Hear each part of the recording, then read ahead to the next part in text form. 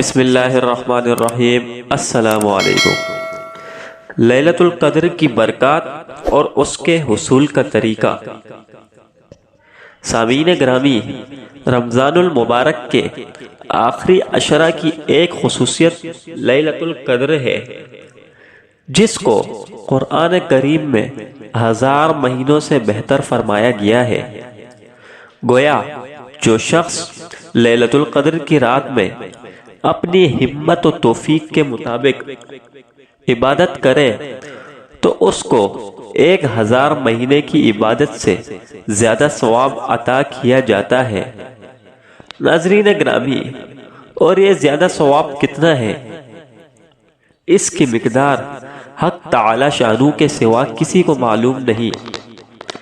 سامعین گرامی، حدیث میں فرمایا گیا ہے کہ لیلۃ القدر کو آخری طاق راتوں میں تلاش کیا کرو۔ اور حضرت صلی اللہ علیہ وسلم کو لیلۃ القدر معین طور پر بتائی گئی تھی، مگر حکمت خداوندی کے تحت وہ بلا دی گئی۔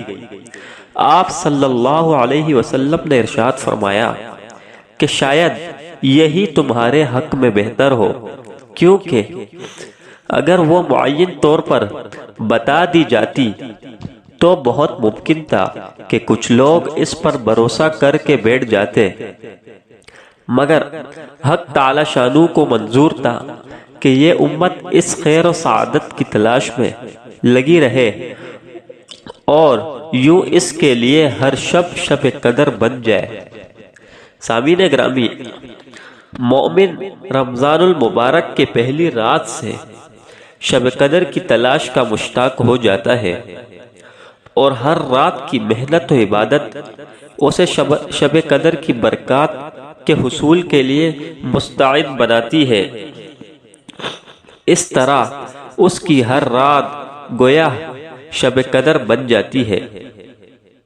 ایک حکمت اس میں یہ تھی کہ اگر شب قدر معین کر دی جاتی اور خدا نخواستہ کوئی شخص اس رات میں گناہ اور معصیت کی گندگی میں ملوث ہوتا تو یہ رات اس کی شقاوت اور بدبختی کی دلیل بن جاتی۔ جیسے کہ کوئی شخص نعوذ باللہ بیت اللہ شریف میں بدکاری کا ارتکاب کرے تو اس کے محروم و بدقسمت ہونے پر مہر لگ جاتی ہے۔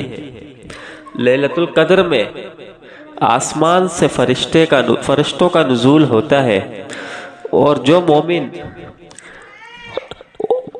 مومن اس رات ذکر و عبادت الہی میں مشغول ہو، فرشتے اس کو سلام کہتے ہیں اور ان کے لیے دعائیں کرتے ہیں۔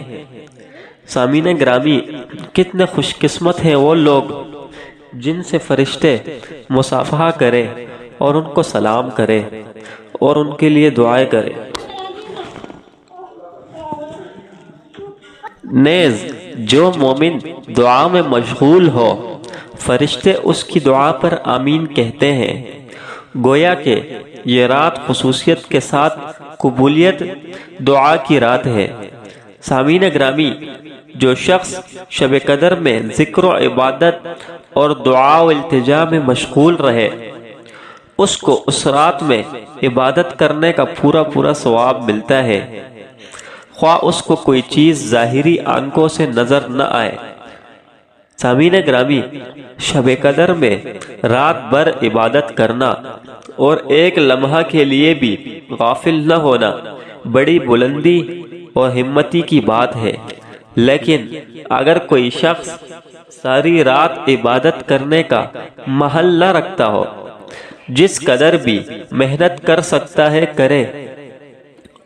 ایک حدیث میں فرمایا گیا ہے کہ جس شخص نے عشاء کی نماز جماعت کے ساتھ پڑھی، گویا اس کو ایسا ثواب ہے جیسے اس نے آدھی رات عبادت کی۔ اور جس شخص نے عشاء و فجر دونوں نمازیں جماعت کے ساتھ پڑھی تو اس نے گویا پوری رات عبادت کی۔ پس اگر کوئی زیادہ نہیں کر سکتا تو کم از کم اتنا تو ہر مسلمان کو کرنا چاہیے کہ آخری عشرہ کی راتوں میں نماز عشاء اور نماز فجر کے وقت جماعت کے ساتھ فوت نہ ہو، یعنی کہ نماز عشاء اور نماز فجر جماعت کے ساتھ ادا کرے۔ سورج غروب ہونے سے لے کر صبح صادق تک لیلۃ القدر رہتی ہے، اس لیے مغرب و عشاء کے درمیان کے وقت کو بھی بہت قیمتی سمجھنا چاہیے اور اس کو غفلت میں نہ گزارنا چاہیے۔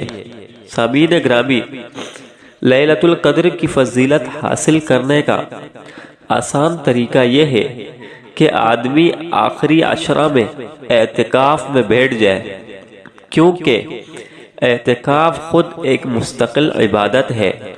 اس طرح آخری عشرے کا ایک لمحہ بھی عبادت کے بغیر نہیں گزرے گا اور انشاءاللہ لیلۃ القدر کی فضیلت یقینی طور پر میسر آ جائے گی۔ ناظرین گرامی، شب قدر کی دعا۔ حضرت امیر ام المؤمنین حضرت عائشہ صدیقہ رضی اللہ تعالی عنہ فرماتی ہیں کہ میں نے حضور اقدس صلی اللہ علیہ وسلم سے پوچھا کہ اگر میں شب قدر کو پاؤں تو کیا مانگوں؟ تو حضرت محمد مصطفیٰ صلی اللہ علیہ وسلم نے فرمایا کہ اللہ رب العزت سے یہ کہنا کہ اے اللہ، تو سب سے زیادہ معاف کرنے والا اور سخی ہے اور تو معافی کو پسند کرتا ہے، پس مجھے معاف کر دے۔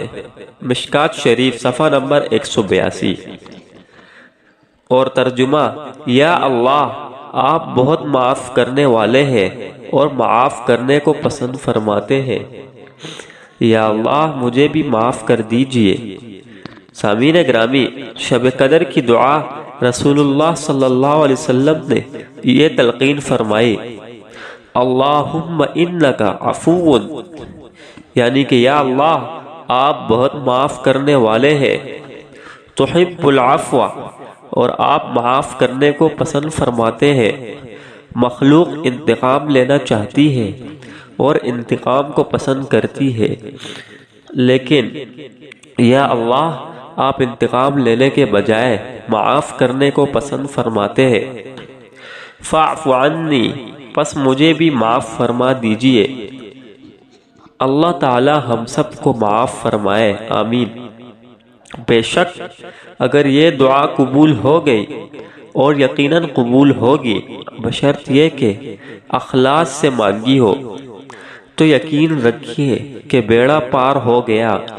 وہ کریم آقا ایک بار معاف کر دینے کے بعد دوبارہ نہیں پکڑتے۔ ناظرین گرامی، پس جس شخص کو شب قدر میں یہ دعا مانگنے کی توفیق ہو گئی، اس کا مقدر قابل رشک ہے۔ اس مبارک تذکرہ کو حضور اقدس صلی اللہ علیہ وسلم کے ایک ارشاد گرامی پر ختم کرتا ہوں، جس کا ترجمہ حضرت انس رضی اللہ تعالی عنہ فرماتے ہیں کہ حضور اقدس صلی اللہ علیہ وسلم نے فرمایا کہ جب شب قدر آتی ہے تو حضرت جبرائیل علیہ السلام ملائکہ کی ایک جماعت کے ساتھ نازل ہوتے ہیں، اور ہر بندے کو جو کڑا یا بیٹا اللہ تعالیٰ کا ذکر کر رہا ہو سلام کہتے ہیں اور اس کے لیے دعایا کرتے ہیں۔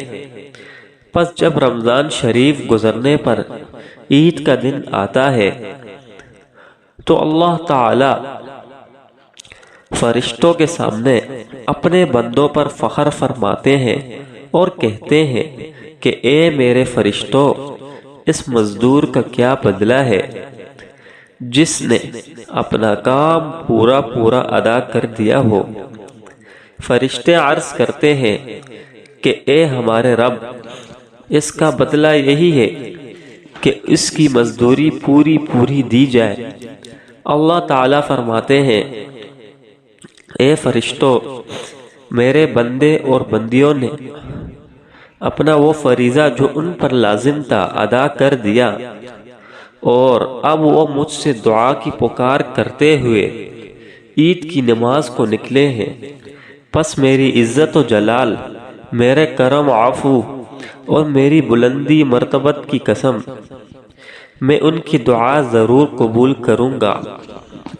پھر اللہ تعالیٰ اپنے ان مخلص بندوں سے فرماتے ہیں کہ جاؤ، میں نے تمہاری بخشش کر دی اور تمہاری برائیوں کو نیکیوں سے بدل دیا۔